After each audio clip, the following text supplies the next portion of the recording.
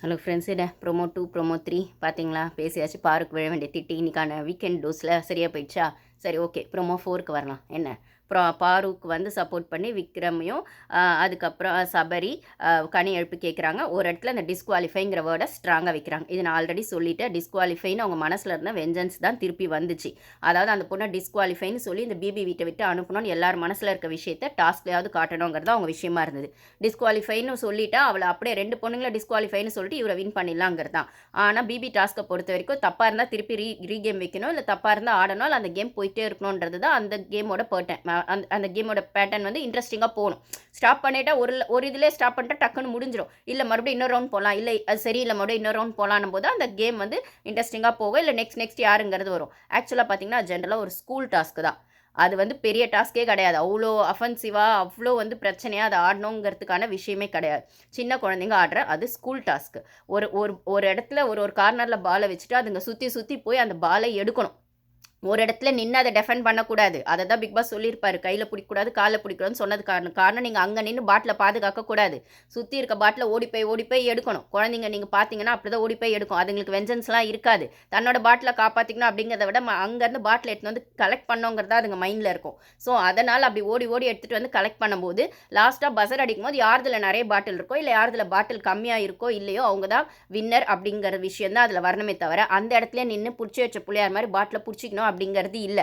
அப்படி பண்ண போய் தான் இந்த கேம் அப்போது பெரியவங்க அந்த கேமை பார்க்குற பெர்ஸ்பெக்டிவும் குழந்தைங்க அந்த கேமை பார்க்குற பெர்ஸ்பெக்டிவில் தான் அந்த கேம் வந்து இவ்வளோ டெஃபெண்ட் பண்ணி இவ்வளோ அக்ரெசிவாக போச்சு. ஆக்சுவலாக எல்லாருமே ஓடி இருக்கணும். அவங்கவுங்க பாட்டில் ரவுண்ட் வரும்போது ஓடி எடுத்துருந்துருக்கணும். ஆனால் ஓடுறதுக்கு பெரியவங்களுக்கு அந்த மூளை தோணலை. தன்னை முதல்ல காப்பாற்றிக்கணுன்றதை விடவும் மற்றவங்க வந்து தன்னை எடுத்துடக்கூடாதுன்ற அந்த வெஞ்சன்ஸ் மோட்லேயே நின்னதுனால தான் அந்த டாஸ்க் இப்படி போச்சு. ஸோ இந்த இடத்துல டிஸ்குவாலிஃபைன்னு சொல்லி ஈஸியாக 2 பேரை டிஸ்குவாலிஃபை பண்ணிவிட்டு சபரியை தூக்கி விடலான்னு சொல்லி கனி மேடம் பார்த்தாங்க. இப்போ பார்த்தா கனி மேடமே காலி ஆகிட்டாங்கன்னு நினைக்கிறேன் ஷோலேருந்து. ஸோ அந்த டிஸ்குவாலிஃபை வேர்டு ரொம்ப தப்புங்கிறத அட்ரஸ் பண்ணது பாரு பக்கம் இருக்கிற நியாயத்தை பேசின மாதிரியே இருந்தாலும் இப்போ இன்னும் கொஞ்சம் இதை டீப்பாக அனலைஸ் பண்ணிங்க அப்படின்னு சொன்னால் கனியை தூக்குனதும் இந்த விஷயத்தை இப்படி அட்ரஸ் பண்ணதும் ரொம்ப கரெக்டாக அட்ரஸ் பண்ணியிருக்காங்களான்னு கேட்டால் கரெக்டாக அட்ரஸ் பண்ணுற மாதிரி பண்ணி கேமை திருப்பி விட போகிறாங்க. சாண்ட்ரா வெஸ் பாரு அப்படிங்கிற மாதிரி விஷயத்தை கொண்டு போகிறாங்க, இல்லை திவ்யா வெஸ் பாரு அப்படிங்கிற விஷயத்தை கொண்டு போகிறாங்க, இல்லை கமருதீன் வெஸ் பாரு அப்படிங்கிற விஷயத்தை கொண்டு போகிறாங்க. ஸோ அந்த ஷோ போகிறதுக்கு வில்லியா இவங்களுக்கு இந்த ஷோவில் பாரு வேணும், டிஆர்பிக்கு பாரு வேணும். ஆனால் ஆல்ரெடி பாருவே நீங்கள் எல்லாருக்கும் பாரு ஹேட்டர்ஸ் நிறைய இருக்க மாதிரி ஷோவை கொண்டு போயிட்டீங்க.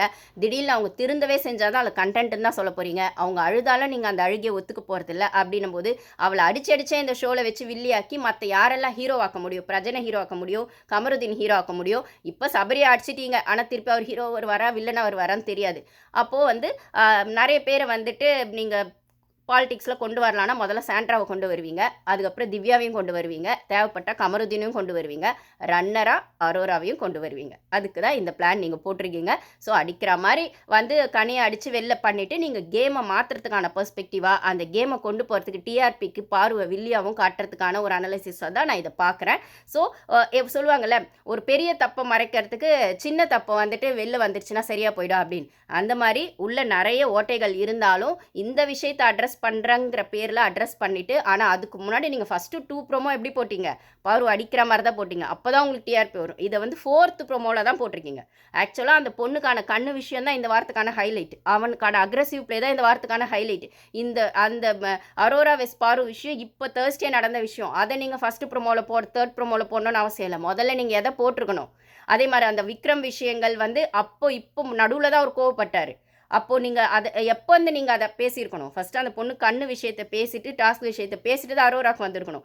ஆனால் நீங்கள் ஃப்ரைடே நடக்கிற விஷயம் தேர்ஸ்டே நடக்கிற விஷயத்தை ஃபஸ்ட்டு 2nd ப்ரோமோலலாம் காமிச்சிட்டு 4th இதை காட்டுறீங்க. ஸோ நீங்கள் வந்து உங்கள் கேம் பிளேவை டிஆர்பியை மாற்றுறதுக்காக கேமை சேஞ்ச் பண்ணுறதுக்காக பண்ணுற பாலிடிக்ஸாக தான் நான் இதை பார்க்குறேன். சும்மா நாங்கள் அடிக்கிற மாதிரி அடிக்கிறோம் சபரி, நீ அழற மாதிரி அழுதுக்கோ.